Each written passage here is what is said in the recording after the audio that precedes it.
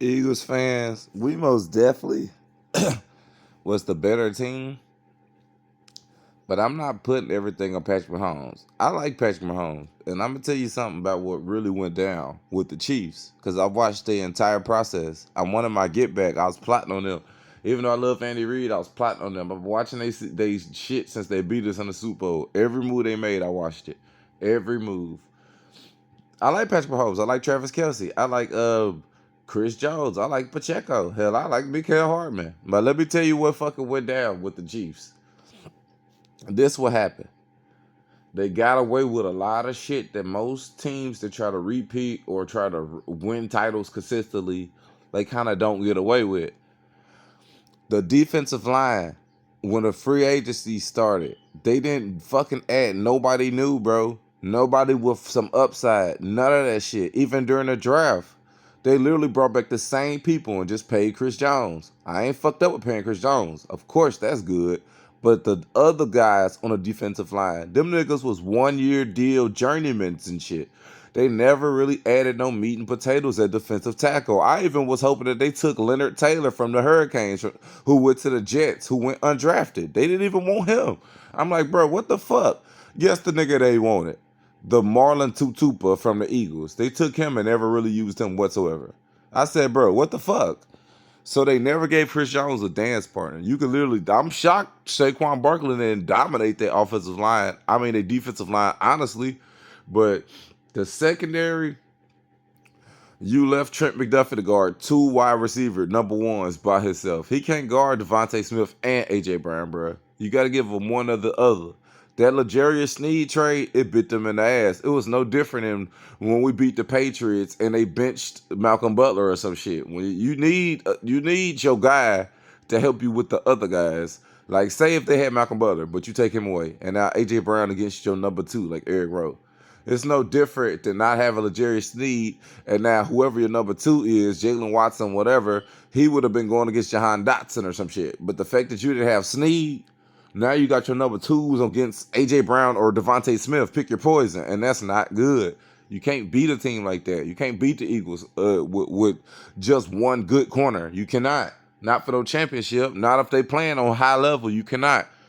Let me go. The first round draft picks. See, all our draft picks contributed and damn near started or did something at a high level. They all factored in, minus Trevor Keegan and Donald McMahon. Even Will Shipley had a postseason touchdown. Just I can just go on.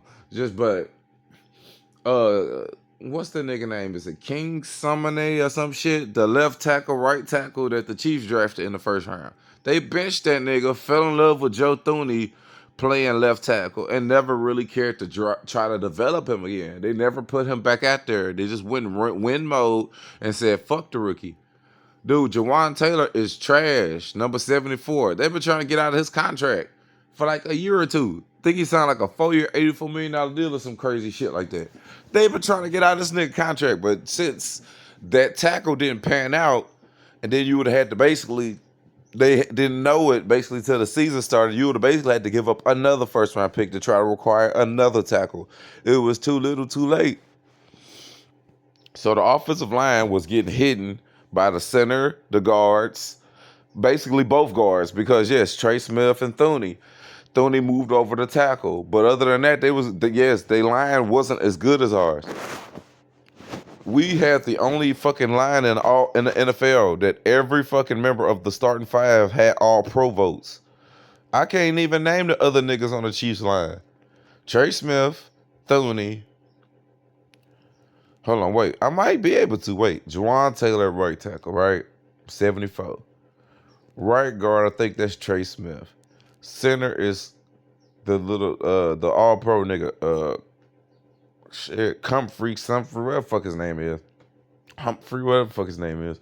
Left guard is supposed to be Joe Thuney, but because whoever the left tackle is trash, he's the left tackle. So I don't know who the fuck the left guard is.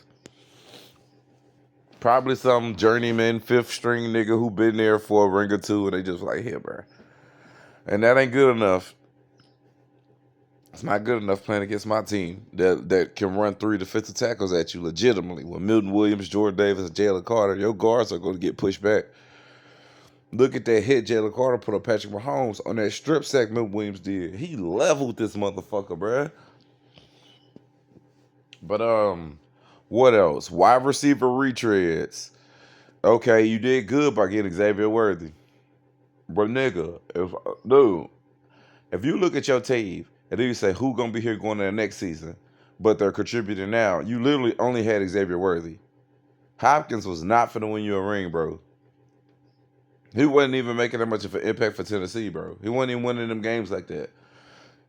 That was just enough to be like on a legit championship team. He should have been your number 3, like or number 2 or number 3, like Odell Beckham was for the Rams or some shit.